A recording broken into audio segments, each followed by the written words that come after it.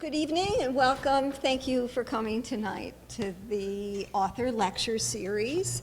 It's a new series for the Chilmar Community Center that we're doing with Bunch of Grapes. The book series is designed to support authors, to support book publishing, and to support your local independent bookseller. And we hope you've taken advantage of that by how you've bought your tickets. The tickets were priced accordingly. So also after the lecture, there'll be books available for sale and Jennifer will be signing her books. The lecture series is sponsored, as I mentioned, also not just by Bunch of Grapes, but the Chilmar Community Center, and a special thanks to the Chilmar Town Affairs Council and the Summer Program Committee of the Chilmar Community Center that do all of the work and support this so that it is possible. We're delighted to have Jennifer Egan here tonight. Indeed, I would attribute the author lecture series to Jennifer Egan. Little does she know this, but when I contacted her in 2011 to ask her to participate in the book festival that's held every other year and was held in 2011, she said to me, "No, I cannot do it because I'm at the Vineyard in July and not in August." And that was like, oh wow, she is here. I had no idea she was here. So therein an important fact was revealed, and we figured that we must figure out a way to get her here to speak at the community center, whether it was a book festival year or not a book festival year. So therefore the author lecture series was born. Thank you. Ms. Egan was born in Chicago, Illinois. Special kudos for being born in Chicago, my hometown, so thank you. She was raised in San Francisco. She attended the University of Pennsylvania, go Quakers, where she majored in English literature, and she then studied, at St. John's College in Cambridge for 2 years. She is the author of The Invisible Circus, which was released as a feature film in 2001, Emerald City and Other Stories. I didn't memorize this part, Jennifer, I'm sorry. Look at Me, which was nominated for the National Book Award in 2001, and the bestseller, The Keep. Her widely acclaimed novel, A Visit from the Goon Squad, was a national bestseller and won the 2011 Pulitzer Prize, the National Book Critics Circle Award for Fiction, and the LA Times Book Prize. Her short stories have appeared in The New Yorker, Harper's, Granta, McSweeney's, and other magazines. She's a recipient of a Guggenheim Fellowship, a National Endowment for the Arts Fellowship in Fiction, and a Dorothy and Lewis Coleman Fellowship at the New York Public Library. She's also a journalist, and she writes frequently in the New York Times Magazine. She lives in Fort Greene, Brooklyn, where it seems that everybody who's doing anything interesting lives. All the authors that we contact for the book festival live in Brooklyn. The Pulitzer Prize judges called Egan's novel an inventive investigation of growing up and growing old in the digital age, displaying a big-hearted curiosity about cultural change at warp speed. And after Egan's 2011 win, it looks like those judges have not been able to pick a successor. So no Pulitzer Prize for fiction was awarded in 2012. The Guardian noted in its review, Goon Squad is a book about memory and kinship, time and narrative, continuity and disconnection, in which relationships shift and recombine kaleidoscopically. It is neither a novel nor a collection of short stories, but something in between. A series of chapters featuring interlocking characters at different points in their lives. This is a difficult book to summarize, but a delight to read.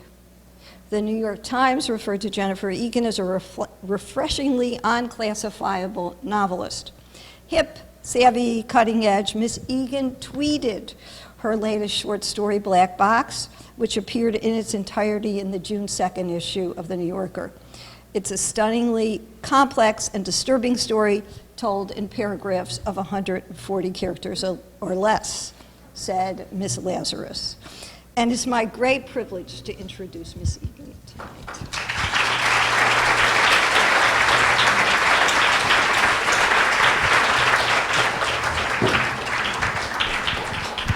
It's hot up here. Thank you. I just want to mention that on the 18th of August, Skip Gates, Henry Louis Gates Jr. will be speaking here, and Miss Egan will be staying and signing her books, so do stay for that. And she's agreed to take questions afterwards. Yes, thank you so much. Is this one working too? It is a delight to be here. Thank you. I thought I detected a Chicago accent there. Always makes me feel at home. It's especially fun to be doing an event in Martha's Vineyard where I believe we have been coming for 20 summers. I think this is actually our 20th. And having grown up in Chicago and then California, I'd had no contact with this part of the world, but I think it's a testament to the richness of this region that it was incredibly fun to come here with the boyfriend I was dating. It was incredibly fun to come here as, newly married people who brought piles of books to the beach and read them all. And it's been incredibly fun with our two sons to explore the place in a different way. We do a lot more fishing and a lot less reading. We spend a lot of time at Felix Neck, but it's just become such a big part of the rhythm of our year, really, to come here. And it seems especially fitting in talking about and reading from a book about time to do it here, which is, I think, maybe because we've been coming here around the same time every year for so long, always a moment when I find myself thinking about my life and how it's changed and how much the children have grown, and it feels like a place of reflection about time passing. So I'm delighted to be here. And in fact, part of our tradition is now to have some other friends and their two daughters come with us, and they are here tonight, so it's especially lovely. I thought what I would do is talk a little bit about how A Visit from the Goon Squad came to have the structure that it has, which is a little unusual, as Sue Ellen said, and then read from the first chapter. I'm using my iPad for notes for the first time, if I look a little awkward here. I started A Visit from the Goon Squad not actually intending to write a book at all. I was avoiding writing a different book and finding myself procrastinating a lot when I went to a hotel with my mom who was visiting to have dinner, and while I was using the ladies' room, washing my hands, I looked down and noticed a wallet exposed underneath the sink in this woman's purse. She was in the toilet stall. I couldn't even see her. And I immediately felt extreme anxiety on behalf of the wallet owner, because I myself have actually been robbed a ridiculous number of times by motorcyclists, people running on foot, stealthy pickpockets I never saw, someone who climbed in our window in our apartment. I mean, luckily not including physical violence, I've experienced virtually every sort of robbery there is to experience. And of all of those robberies, the one that really has stayed with me over the years is a particular one that happened, I don't know, a long time ago, 17 or 18 years ago. My wallet was stolen, and I was incredibly upset and panicky because I was supposed to actually fly later in the day. So I had no money, no ID to get money, no money to get ID. I was trying to find my way out of all this when the telephone rang, and it was the Citibank Fraud Recovery Program. Lovely woman said, I wept. She said, "Don't worry, everyone feels this way. It's not that big a deal. Let's go through what you had. We'll get it all straight, and you'll move on. You won't even remember this." And she was so sweet and indulged my tears and wheel spinning. And we dealt with a credit card, and now it was time to have a new cash card, pick a new PIN number. So I did that. In the course of that, I also somehow ended up mentioning the old PIN number. The conversation wound down quickly because, of course, I was talking to the thief.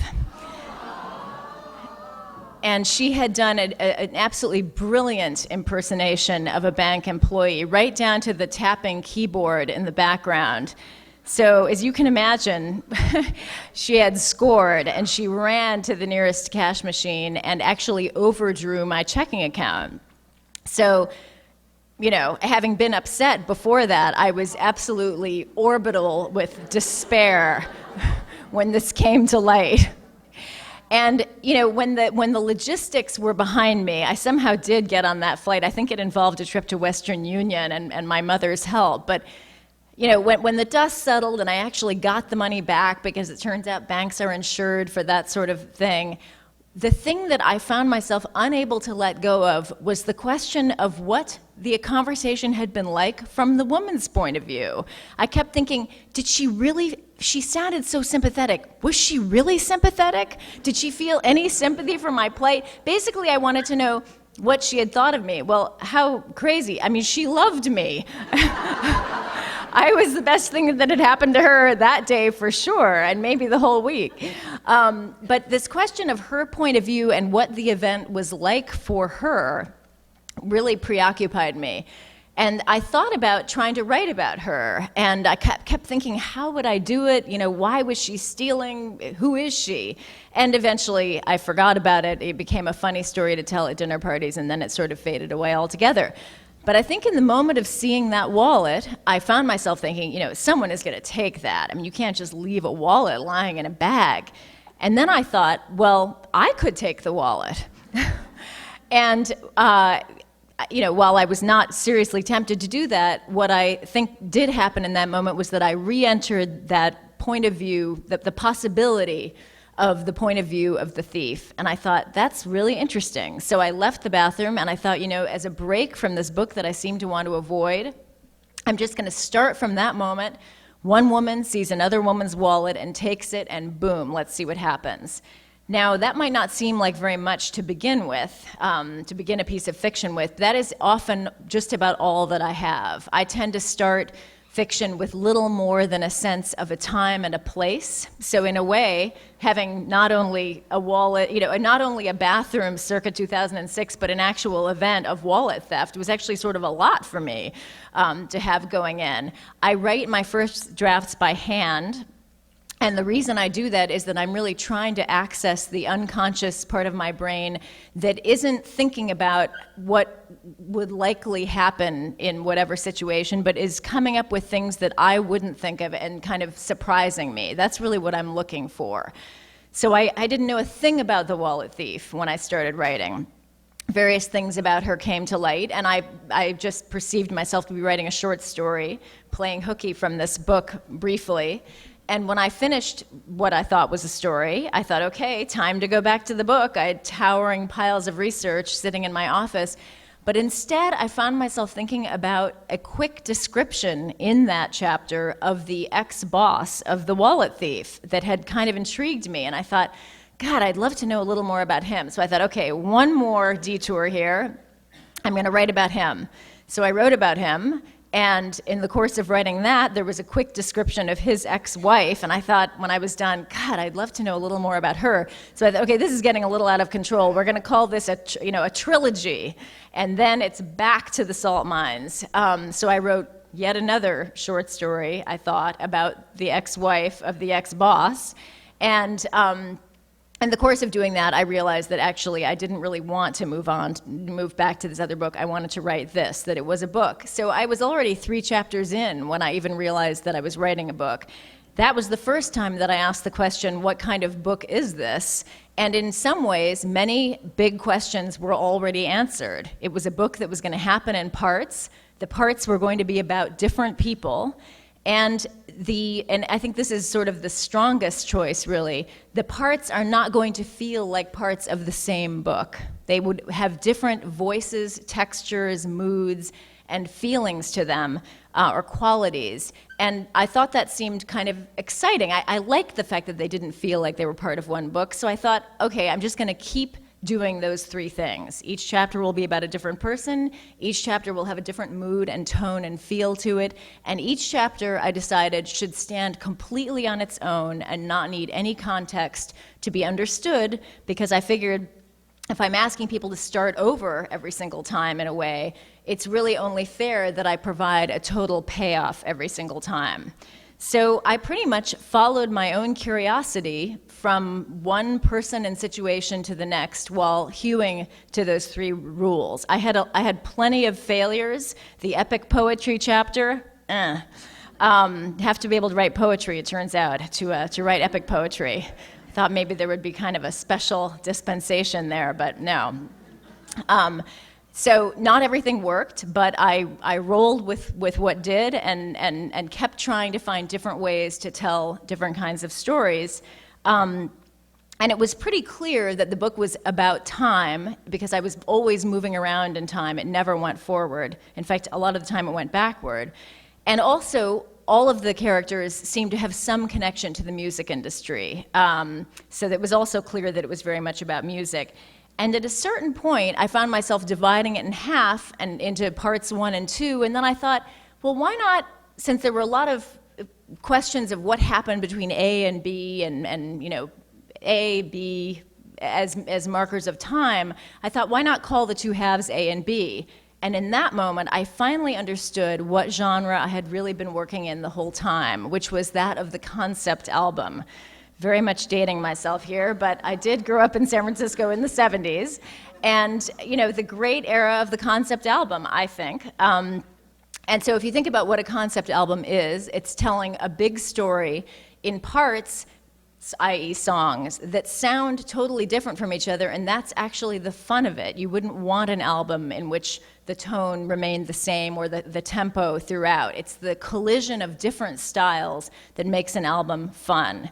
And I think that is really the genre I was working in here. So this is sort of a record album in story form, and I'm going to read you some of the first chapter, which is called Found Objects. It began the usual way in the bathroom of the L'Ossimo Hotel. Sasha was adjusting her yellow eyeshadow in the mirror when she noticed a bag on the floor beside the sink that must have belonged to the woman whose peeing she could faintly hear through the vault-like door of a toilet stall. Inside the rim of the bag, barely visible, was a wallet made of pale green leather. It was easy for Sasha to recognize, looking back, that the peeing woman's blind trust had provoked her. We live in a city where people will steal the hair off your head if you give them half a chance, but you leave your stuff lying in plain sight and expect it to be waiting for you when you come back? It made her want to teach the woman a lesson. But this wish only camouflaged the deeper feeling Sasha always had, that fat, tender wallet offering itself to her hand. It seemed so dull, so life as usual, to just leave it there, rather than seize the moment, accept the challenge, take the leap, fly the coop, throw caution to the wind, live dangerously. I get it, Kaz, her therapist said, and take the fucking thing. You mean steal it. He was trying to get Sasha to use that word, which was harder to avoid in the case of a wallet than with a lot of the things she'd lifted over the past year when her condition, as Kaz referred to it, had begun to accelerate. 5 sets of keys, 14 pairs of sunglasses, a child's striped scarf, binoculars, a cheese grater, a pocket knife, 28 bars of soap, and 85 pens, ranging from cheap ballpoints she'd used to sign debit card slips to the aubergine Visconti that cost $260 online, which she'd lifted from her former boss's lawyer during a contracts meeting. Sasha no longer took anything from stores. Their cold, inert goods didn't tempt her, only from people. Okay, she said, steal it. Sasha and Kaz had dubbed that feeling she got the personal challenge, as in taking the wallet was a way for Sasha to assert her toughness, her individuality. What they needed to do was switch things around in her head so that the challenge became not taking the wallet, but leaving it. That would be the cure, although Kaz never used words like cure. He wore funky sweaters and let her call him Kaz, but he was old school inscrutable, to the point where Sasha couldn't tell if he was gay or straight, if he'd written famous books, or if, as she sometimes suspected, he was one of those escaped cons who impersonate surgeons and wind up leaving their operating tools inside people's skulls. Of course, these questions could have been resolved on Google in less than a minute, but they were useful questions, according to Kaz, and so far, Sasha had resisted. The couch where she lay in his office was blue leather and very soft. Kaz liked the couch, he'd told her, because it relieved them both of the burden of eye contact. You don't like eye contact? Sasha had asked. It seemed like a weird thing for a therapist to admit. "I find it tiring," he'd said. "This way we can both look where we want." "Where will you look?" He smiled. "You can see my options." "Where do you usually look when people are on the couch?" "Around the room," Kaz said, "at the ceiling, into space." "Do you ever sleep?" "No." Sasha usually looked at the window, which faced the street, and tonight, as she continued her story, was rippled with rain. She'd glimpsed the wallet, tender and overripe as a peach. She'd plucked it from the woman's bag and slipped it into her own small handbag, which she'd zipped shut before the sound of peeing had stopped. She'd flicked open the bathroom door and floated back through the lobby to the bar. She and the wallet's owner had never seen each other. Pre-wallet, Sasha had been in the grip of a dire evening. Lame date, yet another, brooding behind dark bangs, sometimes glancing at the flat-screen TV, where a Jets game seemed to interest him more than Sasha's admittedly overhandled tales of Penny Salazar, her old boss, who was famous for founding the Sow's Ear record label and who also, Sasha happened to know, sprinkled gold flakes into his coffee as an aphrodisiac, she suspected, and sprayed pesticide in his armpits. That was the guy I had to find out more about. Post-wallet, however, the scene tingled with mirthful possibility. Sasha felt the waiters eyeing her as she sidled back to the table, holding her handbag with its secret weight. She sat down and took a sip of her melon madness martini and cocked her head at Alex. She smiled her yes-no smile. "Hello," she said. The yes-no smile was amazingly effective. "You're happy," Alex said. "I'm always happy," Sasha said. "Sometimes I just forget." Alex had paid the bill while she was in the bathroom, clear proof that he'd been on the verge of aborting their date. Now he studied her. "You feel like going somewhere else?" They stood. Alex wore black cords and a white button-up shirt. He was a legal secretary. On email, he'd been fanciful, almost goofy, but in person, he seemed simultaneously anxious and bored. She could tell that he was in excellent shape, not from going to the gym, but from being young enough that his body was still imprinted with whatever sports he'd played in high school and college. Sasha, who was 35, had passed that point. Still, not even Kaz knew her real age. The closest anyone had come to guessing it was 31, and most put her in her 20s. She worked out daily and avoided the sun. Her online profiles all listed her as 28. As she followed Alex from the bar, she couldn't resist unzipping her purse and touching the fat green wallet just for a second, for the contraction it made her feel around her heart. "You're aware of how the theft makes you feel," Kaz said, "to the point where you remind yourself of it to improve your mood. But you think about how it makes the other person feel." Sasha tipped back her head to look at him. She made a point of doing this now and then, just to remind Kaz that she wasn't an idiot. She knew the question had a right answer. She and Kaz were collaborators, writing a story whose end had already been determined. She would get well. She would stop stealing from people and start caring again about the things that had once guided her. Music, the network of friends she'd made when she first came to New York, a set of goals she'd scrawled on a big sheet of newsprint and taped to the walls of her early apartments. Find a band to manage. Understand the news. Study Japanese. Practice the harp. "I don't think about the people," Sasha said. "But it isn't that you lack empathy," Kaz said. "We know that because of the plumber." Sasha sighed. She told Kaz the plumber story about a month ago, and he'd found a way to bring it up at almost every session since. The plumber was an old man, sent by Sasha's landlord to investigate a leak in the apartment below hers. He'd appeared in Sasha's doorway, tufts of gray on his head, and within a minute, boom, he'd hit the floor and crawled under her bathtub like an animal fumbling its way into a familiar hole. The fingers he'd groped toward the bolts behind the tub were grimed to cigar stubs, and reaching made his sweatshirt hike up, exposing a soft, white back. Sasha turned away, stricken by the old man's abasement, anxious to leave for her temp job, except that the plumber was talking to her, asking about the length and frequency of her showers. "I never use it," she told him curtly. "I shower at the gym." He nodded without acknowledging her rudeness, apparently used to it. Sasha's nose began to prickle. She shut her eyes and pushed hard on both temples. Opening her eyes, she saw the plumber's tool belt lying on the floor at her feet. It had a beautiful screwdriver in it, the orange, translucent handle gleaming like a lollipop in its worn leather loop, the silvery shaft sculpted, sparkling.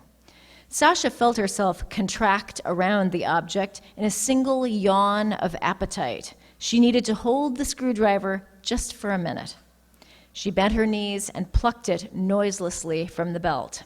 Not a bangle jangled. Her bony hands were spastic at most things, but she was good at this, made for it, she often thought in the first drifty moments after lifting something.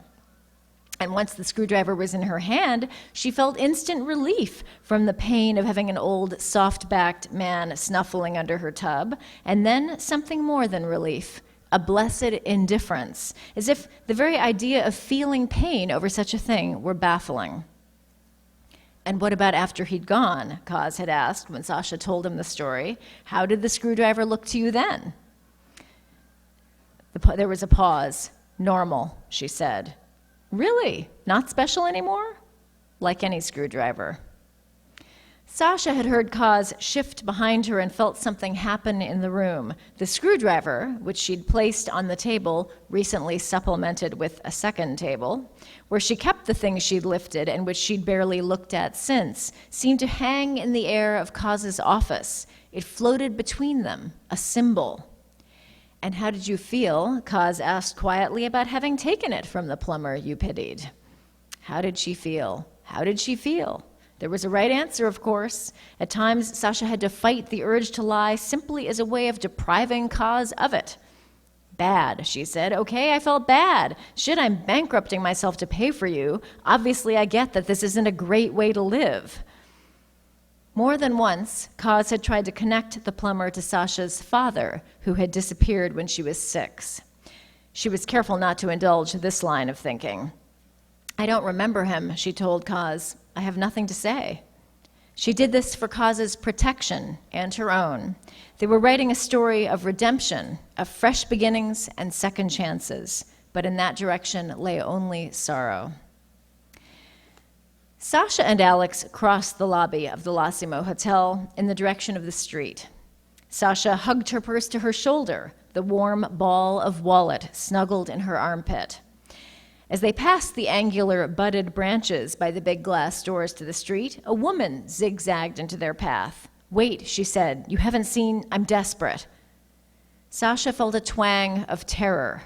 It was the woman whose wallet she'd taken. She knew this instantly, although the person before her had nothing in common with the blithe, raven-haired wallet owner she'd pictured.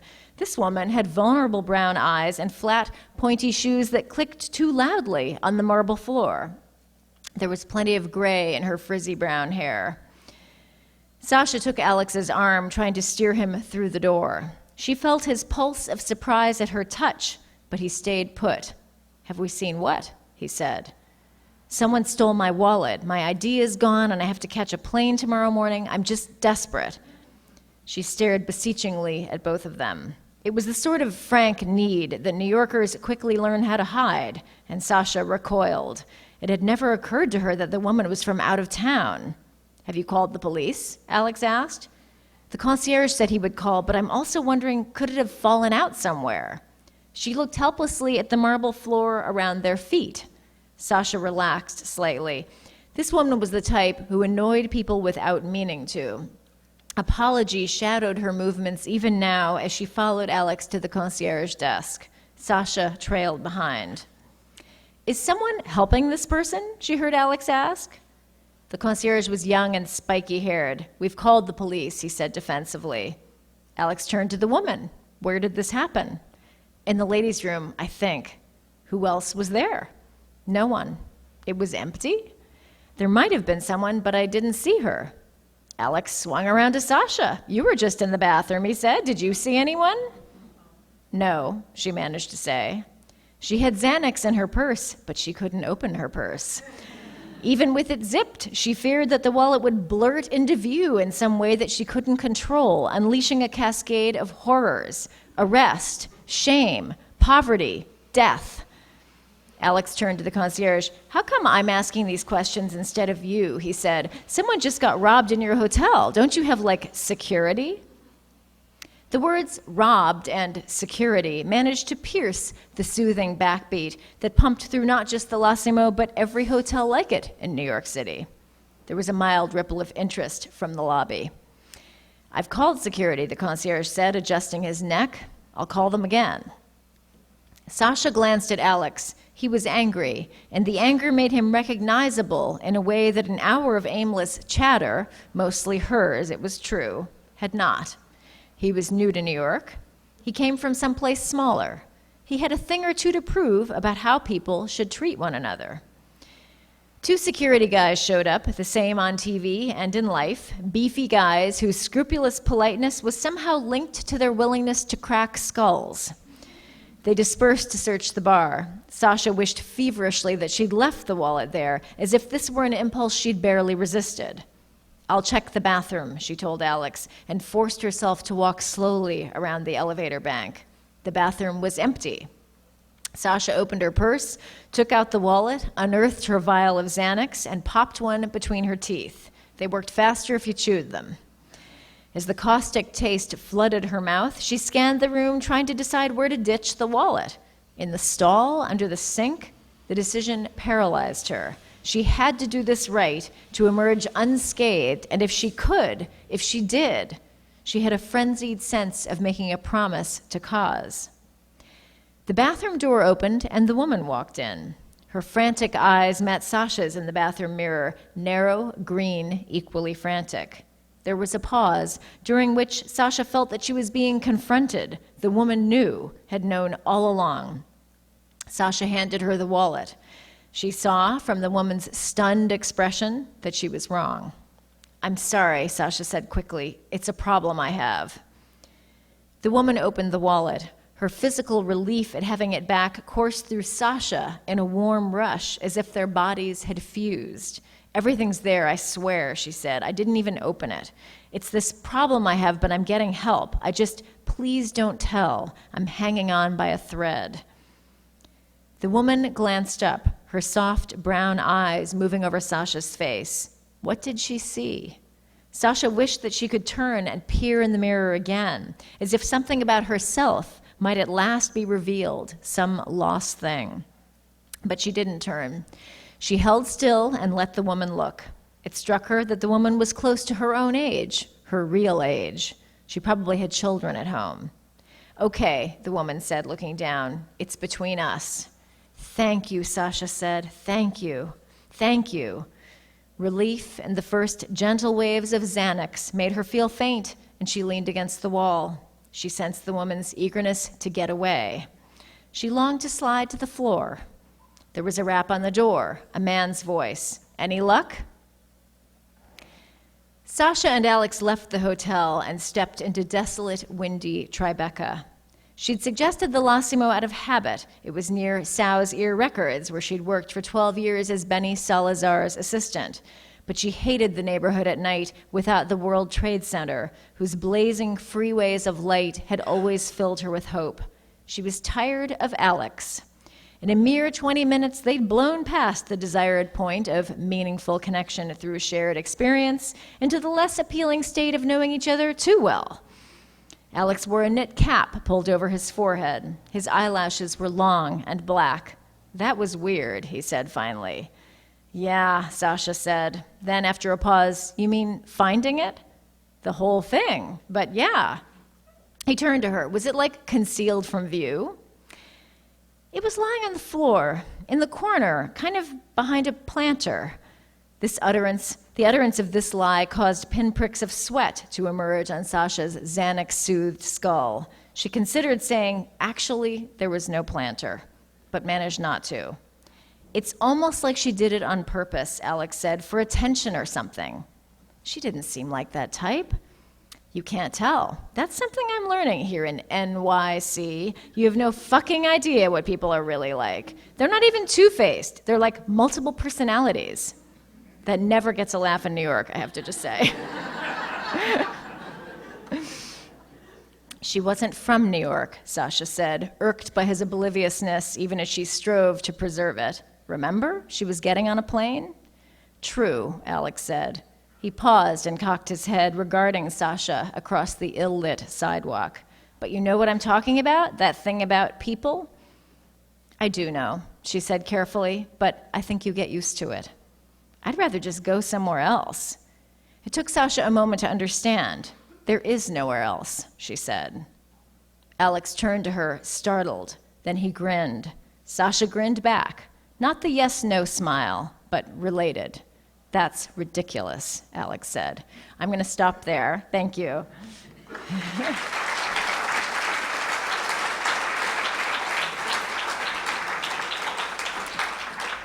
That is not the end of the chapter, but I want to leave a little time for your questions, and I'm happy to answer pretty much anything. So fire away.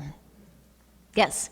The chapters of the physical chapters of the Goon Squad, did you write them in a serial way, or did you then reorder them and restructure them as you proceed to the full novel?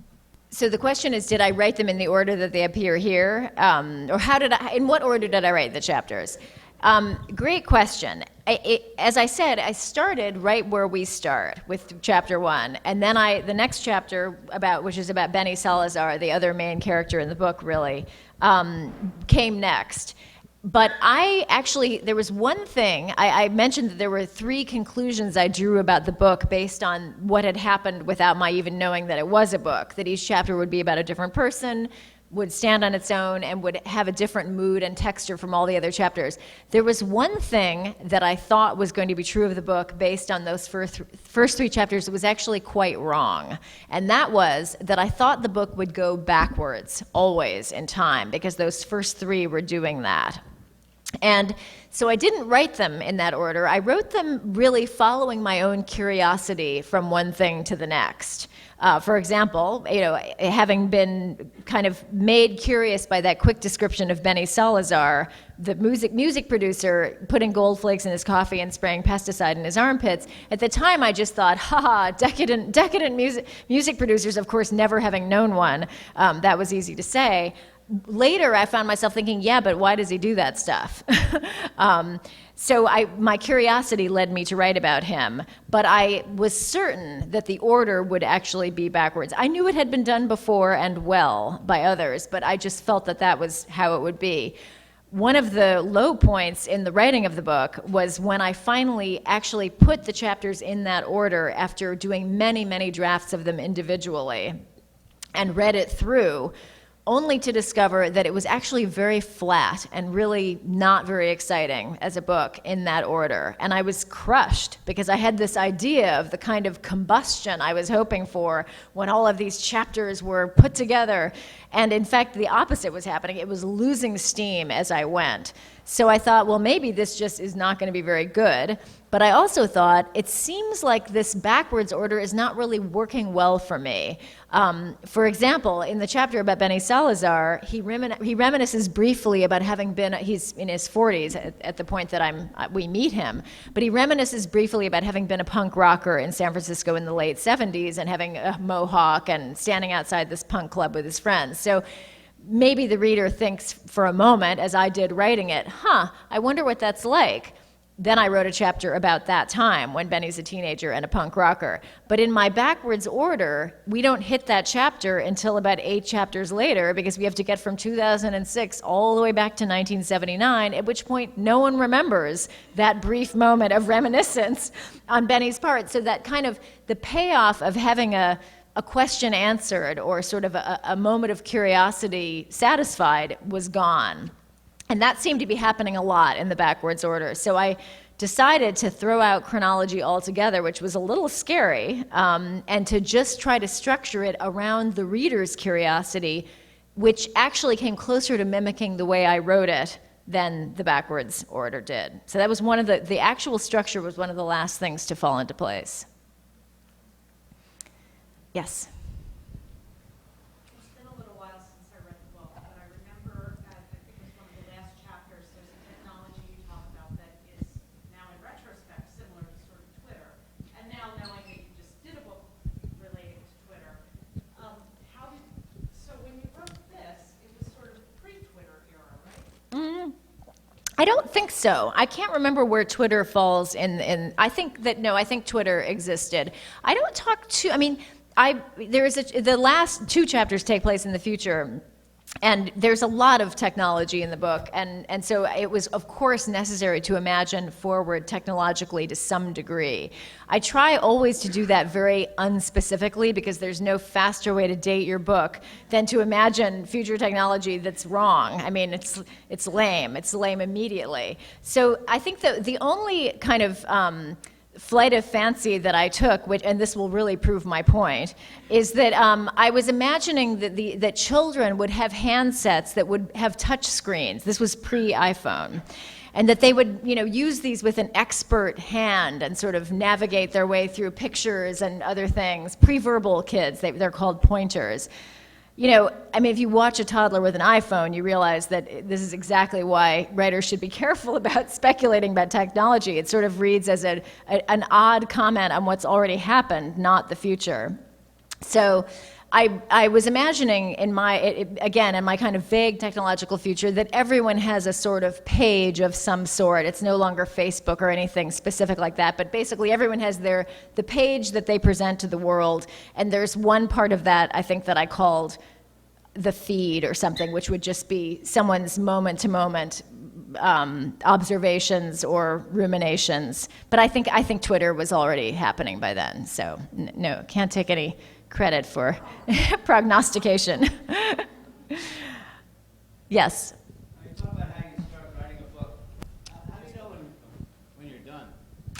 How do you know when you're done writing a book? That's a very good question. As I said, I think for me, it is maybe for everyone, there is a lot of chaos in my method, because since I write a first draft with literally no idea what will happen, of course, it's a mess.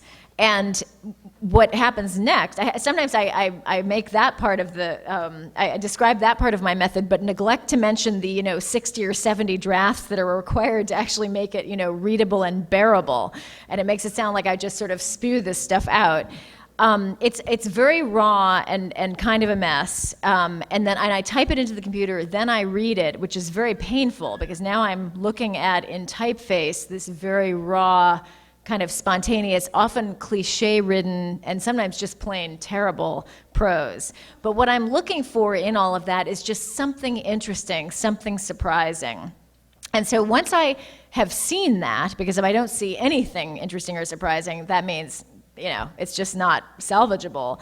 But once I've seen something that I think gives me an idea of what the thing could be, I make very detailed outlines for revision, and they can be really long, the outlines themselves. And then I start revising with more of a goal in mind. And I really sort of move between right brain and left brain, very analytical plans for revision, and then back into the more spontaneous mindset to execute the revisions.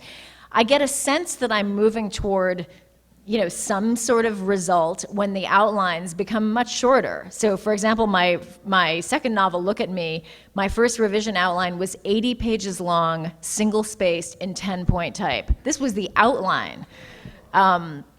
And then my last outline for that book was maybe a page. So that was a sign that I was, fulfilling my goals. There are also a lot of other opinions that come into the mix. I have a writing group that I'm part of and rely on very, very heavily. We only read aloud, but I use their perspectives to help me even know if what I'm doing has a pulse, because sometimes I actually can't tell. And then also we give each other more refined feedback on stuff that we've read before. So I guess my sense of it being done it comes at the point when I'm not sure what else I can do, having gathered many layers of opinion and gone through many outlines. But in some sense, it really is never done. I mean, there are things I would change now. there are things that aren't right, but there comes a point where you just have to say, having been through, there are many more chances to make revisions once it's in the publication process, but you do finally sign off on those last page proofs, and from that point on, short of mistakes, which are of course caught by readers, it's kind of out of your hands. But the metaphor I sometimes think of is that the space between the 2 points, what I've got and what I want it to be, becomes so small that you can hardly see a dot moving between the two, but it's not exactly ever done. Yes? So, having spent this time that you have in Goon Squad dealing with the music business, these are two interrelated questions. One, what do you think the place of music, particularly lyrics, is in contemporary culture vis-a-vis literature and poetry? And secondly, since you open with quotations from Proust and such, and the novel deals with time, what do you think more specifically of music of the last 40, 50 years and its ability to convey something meaningful on the subject of time? Oh, wow. Well, I think that music is capable of conveying meaning about time in many ways, one of which is through lyrics, which I sometimes don't even listen to, honestly. I feel like it's interesting that the experience of listening to music is often very multi-layered. There's the music itself, and then there's the textual aspect of it, which I think sometimes works on me personally in an almost unconscious way, even when I don't actually know what the lyrics are. One thing that I think is really unfortunate about changes in the music industry is that I feel like lyrics have much less of a place in the consumption of music than they used to. I mean, when I think about, I'm going to sound like an old crank, but really, there was such a literary quality to the record album. It opened up like a book. There were pages. The text felt like a rich part of the experience. Now, it's true that you can easily get lyrics. You can SoundHound and look at lyrics. But for me, it doesn't. I feel like the actual the authority of the lyrics as text feels mitigated by the fact that I don't see them on paper in a kind of graphic, immediate way when I listen to the music. So that's just kind of an aside. For me, the relationship between music and time has as much or more to do with the way music has played through my life and sort of affects my own perceptions of time than any particular message that music might have to say about time. It seems to me that certainly in the Western world, the music that all of us grew up with as teenagers becomes sort of defining. When I think about my relationship to music, there's no question that it was I love music now, but it was at its strongest when I felt that music really defined me. If you had said, "Who are you?" I think I would have said, "Why don't I just play you this song? It can tell you better than I can." And often what the song was saying was, "Fuck you!" I was an angry teenager. But I also grew up in San Francisco in the 70s, wishing I had been there in the 60s. So for me, my musical taste was actually much more toward, actual 60s music than the kids in my book who love punk rock and absolutely hate the hippies. But what I'm amazed by is the way in which music is a kind of time machine.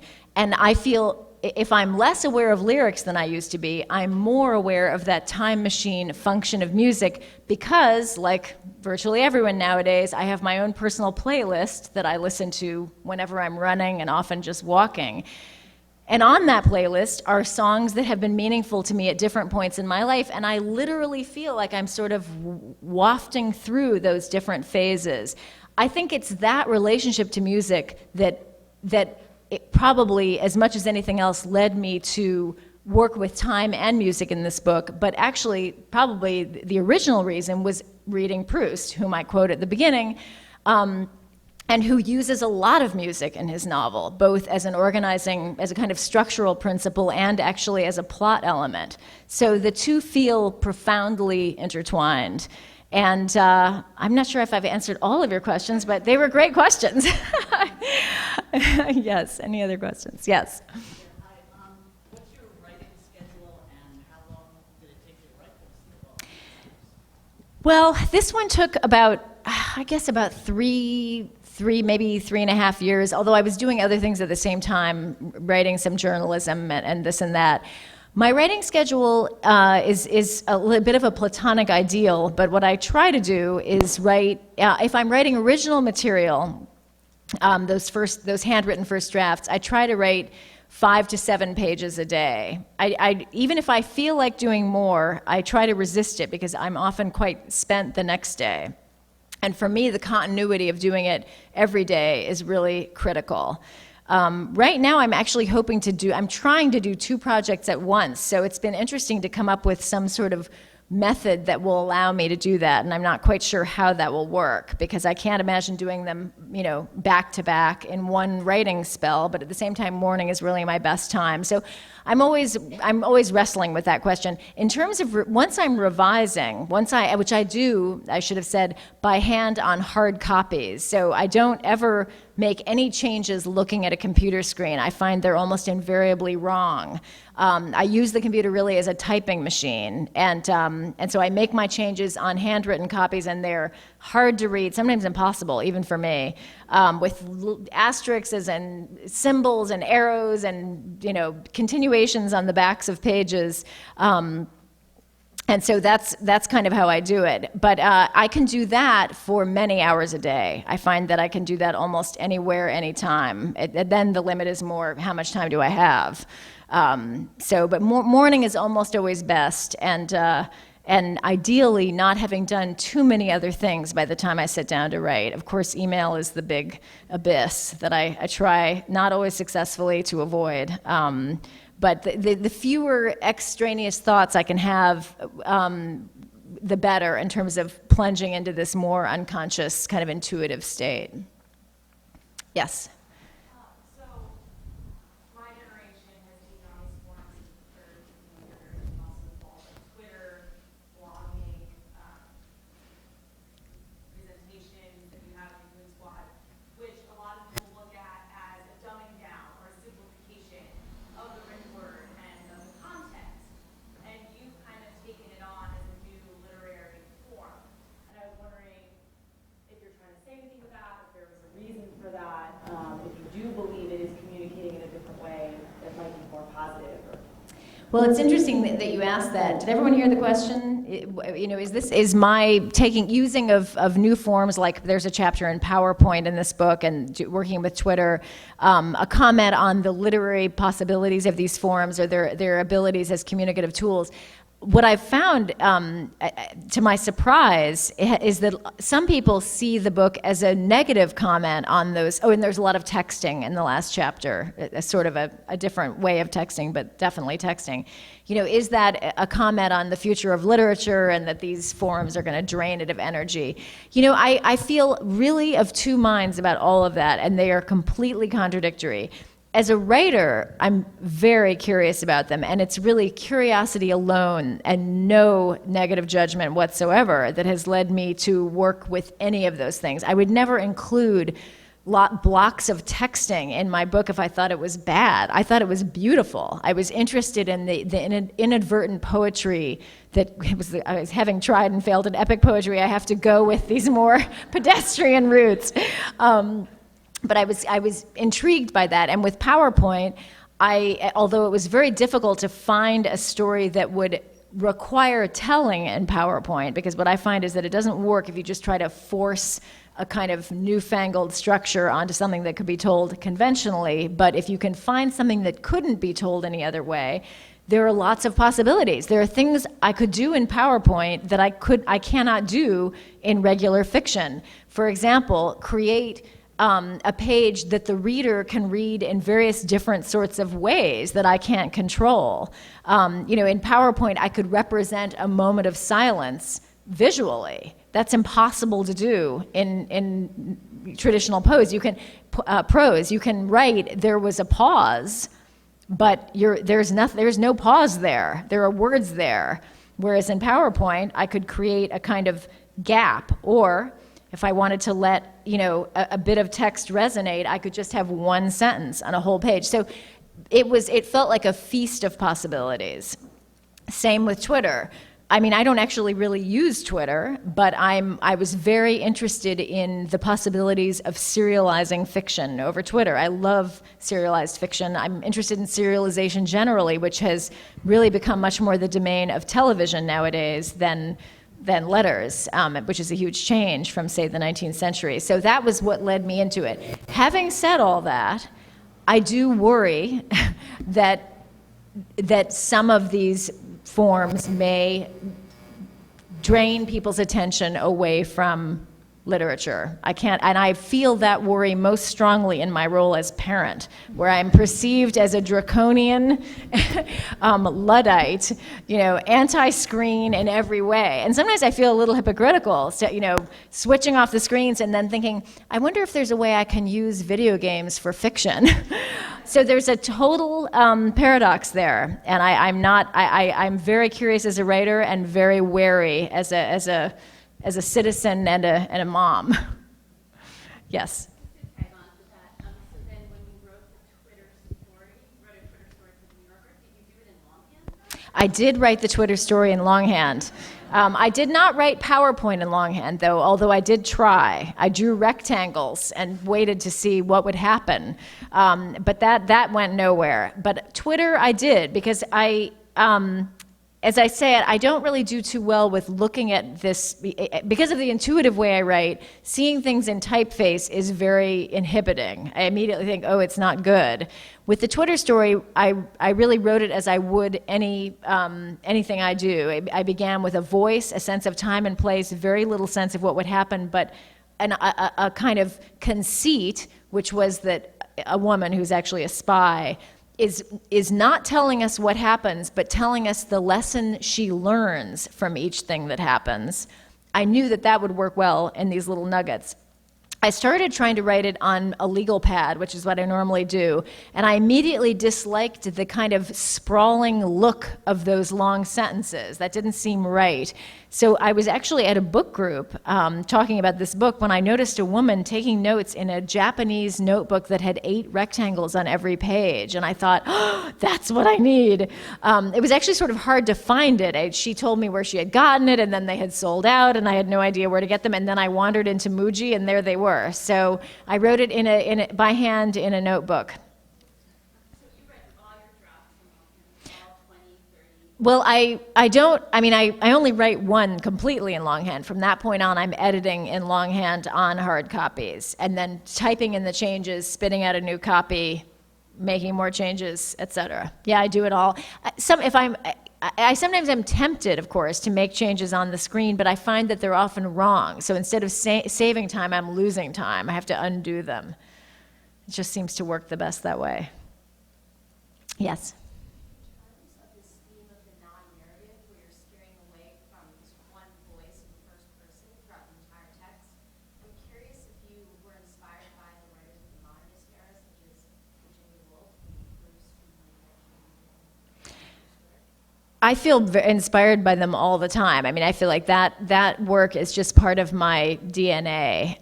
The question is always how to, and certainly the question they were explicitly dealing with, which it was, how to render up the complexity of consciousness, the simultaneity of our experience in this very linear way that we are forced to use in writing prose.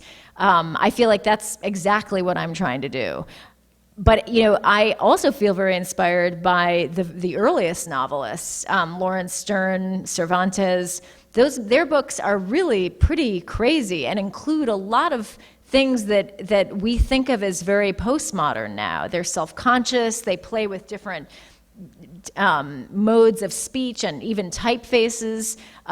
So my basic feeling is that the novel was invented for experimentation and fun, and that its very nature is to use whatever exists to its purposes: entertainment, fun, and hopefully reflection on the wider world. So to me, it just feels like exactly what the novel is supposed to do. It doesn't feel like a departure. It can, things can go wrong. Trying different things can seem gimmicky. I still think it's worth trying, but usually the feeling of gimmickry I find comes about when the story could have been told a different way.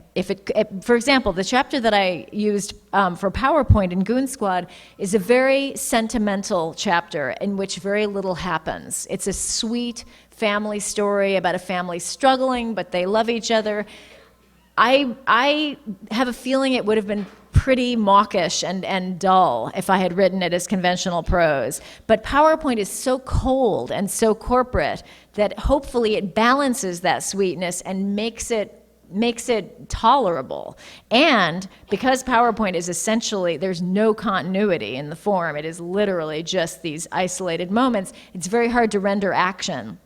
So a chapter in which very little happens is perfect for PowerPoint. But I tried some other things in PowerPoint that didn't work so well. So I think a lot of the challenge is finding something that must be told. It doesn't mean you have to start with the story and think, what unusual form would I have to use to tell the story? In the case of Twitter, I thought, I want to use Twitter.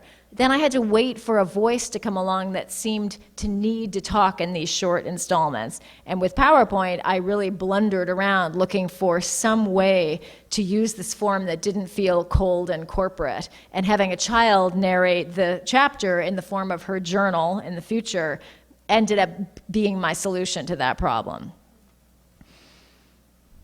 Yes?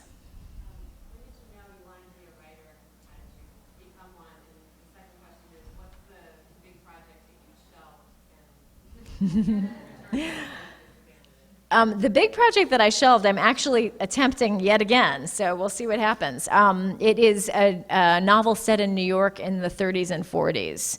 So I'm really interested in that sort of pre-war and post-war moment in New York and in American history. And I've especially gotten interested in women who built and repaired ships at the Brooklyn Navy Yard, which is very near where I live. And even got involved in an oral history project interviewing a lot of these ladies who are now all in their 80s about that experience and their lives. And in fact, I think those interviews really fed into Goon Squad to some degree because it was very moving and powerful to speak to so many people toward the end of their lives. They were very much in a looking back stance, and I found that very evocative to think about, and it made me think about time, of course. In terms of when I knew I would be a writer, not really until until before I went to college. I had thought I was very sciencey as a kid, thought I would be a doctor. Later wanted to be an archaeologist. So I did not think of myself that way. It happened during a year off that I took between high school and college when I traveled in Europe. And it was, difficult in certain ways, and I was isolated in certain ways, and I think it kind of forced me to notice certain things about myself that I might not have yet otherwise. One of which was that writing felt very essential to my perception and experience of the world. So I didn't come to it thinking, I have amazing things to say and so much talent. Just wait, world, which I think is actually how some people do arrive at the wish to become a writer, that they have something to say. For me, it was more that I just needed to do this, and it was essential to my own perception. That was really what got me there. And I have to say that I really never wavered after that point, despite, of course, many times when I worried that I didn't, and continue to worry, that I couldn't do anything very good, didn't have much to offer. But I think because my vision never hinged on a sense of my own greatness or potential, it was left unshaken even when I questioned those things. So there was something good and solid about the feeling that it just had to happen. Because it proved to be impossible to dissuade me, no matter how much discouragement I ever had. So, yeah, 18 or so. I'm just going on here, Sue Ellen. If we're getting near the end, you just speak. I'm happy to go as long as people want. Okay, yes. Well, I am pretty hooked on the 19th century these days. Again, the serialization issue is intriguing to me. I'm curious about the the way that serialization ends up affecting fiction, the forms that it ends up taking, which we would recognize more in dramatic TV series, but the kind of decentralized narrative, the interweaving of characters, lots of lateral moves. I love all of that. So I've been rereading favorites from the 19th century and reading new ones. I had never read Villette, enjoyed that very much. So I would say that's a lot of what I've been reading. I have one more recent favorite that I was crazy about called Butterfly's Child, which came out last year, and it just came out in paperback this spring, which I think is just a spectacular book. It begins at the moment that the Puccini opera Madame Butterfly ends, and it follows Pinkerton back to America with his mixed-race child, and it's a very smart, tricky, extremely gripping story about race and also about gender in America in the late 19th century. Beautifully done in every way. So I highly recommend that if anyone's looking for a great book. Yes? Your comment about the PowerPoint and then seeing you do the notes on your iPad and then the story that you wrote in Twitter seems like you're heading in the direction of multimedia, potentially, and doing a novel that is multimedia with hot links and other forms of media that come into play. Do you see yourself heading in that direction? Do you see the novel heading in that direction? I can't help but say I hope not, which I guess gets back to one side of my set of reactions to all of that. I mean, it's interesting. I think what I really crave is just change and freshness in what I'm doing. This book, which is, more has a lot of lateral moves and tries various things that are a little unusual, I think has left me possibly craving something more traditional, because I'm finding that this historical novel that I'm working on, I had thought would have a lot of tricky structural ideas, but what I quickly found was that nothing seemed to work with this material. It feels like it actually needs to be told in a more straightforward, conventional way. And at first I thought, oh, that's such a drag. I mean, what am I going to do? But then I thought, look, if I have to tell it the way it has to be told. Forcing bells and whistles onto it is never going to be successful. So I guess my answer is I am open to anything. I love the thought of bending new technologies toward the service of good fiction. But I'm not sure that is going to be a permanent. I guess in the end, for me, I'm always trying to work against what I've done most recently. And so what I don't like is the thought of all fiction being like that, because that seems just as boring as all fiction being totally conventional. I think I'm interested in contrast, and especially serving the story in question as best it can be served, rather than letting technology become an end in itself, which seems dull to me. Yes, okay. I think that's it, but I'm happy to talk in front, and thank you all very much.